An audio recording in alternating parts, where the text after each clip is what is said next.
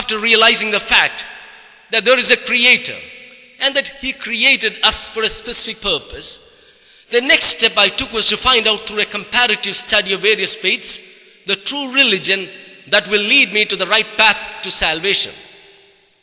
As a first step, I analyzed the concept of God in different religions. Chapter 1 of verse 7 of the Kena Upanishad, one among the scriptures of Hindus, warns us not to worship any creations, be it the sun, the moon, the wind, the rain, the lightning, any human beings or animal.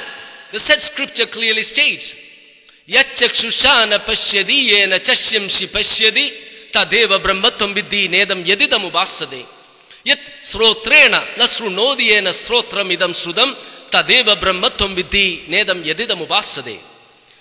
The power that cannot be seen with our eyes, but that which gives eyesight to the eyes is God. And any living or non-living thing that can be seen and is worshipped by man is not God. The power that cannot be heard with our ears, but that which gives the faculty of hearing to the ear is God. And any living or non-living thing that can be heard and is worshipped by man is not God. Just opposite to this, another Hindu scripture says, you can worship all creations, including the sun, the moon, the lightning, wind, rain, human beings and animals, by proclaiming, Hagashal padidam toyam yadigachadi sagaram sarvadeva namaskaram keshavam pradigachadi.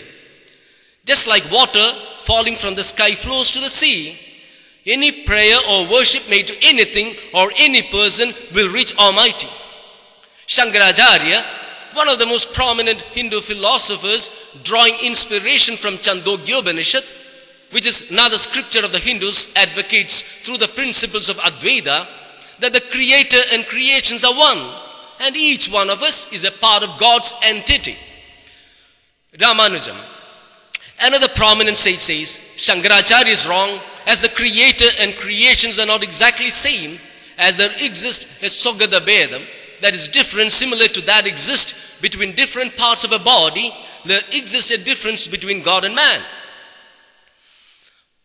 Madhvacharya, another Hindu sage, says Shankaracharya as well as Ramanujam are wrong. As Dvaita, the belief that the creator and creations are entirely different is the true faith. And Advaita, the faith that the creator and the creations are one and the same, is an erroneous concept. If I refuse to accept Hinduism as the true religion which will lead me to the path of salvation because it prophesies confusing and conflicting concepts of God, can anyone accuse me of not using my faculty of thought and reasoning, or say that my decision is wrong? In chapter 5, verses 6 to 8 of the book of Deuteronomy, the fifth book in the Old Testament of the Bible, God categorically warns mankind. I am the Lord your God. Worship no God but me. La ilaha illallah. Do not make yourself images of anything in heaven or earth or under the water. Do not bow down to any idol or worship it. For I am the Lord your God, and I tolerate no rivals. In the Gospel of Mark, chapter 10 verse 18, Jesus Christ alayhi salam, without leaving the scope for any sort of doubt, explains to his followers that he is not God. Jesus asks, why do you call me good? Only God is good. In the Gospel of John, chapter 5 verse 37, by saying, you have never heard God's voice or seen God's face, Jesus Christ alayhi salam explains that he and God are different and not one, because people have seen him and heard his voice, whereas God can never be seen or heard by human beings. In the Gospel of Mark, chapter 12 verse 29, Jesus Christ alayhi salam emphatically proclaims that God is one and opposes the concept of Trinity by stating, the greatest commandment is to believe in our God, the single God. On the contrary, Paul states that Jesus Christ alayhi salam himself is God, and unfortunately it is the accepted belief of Christianity.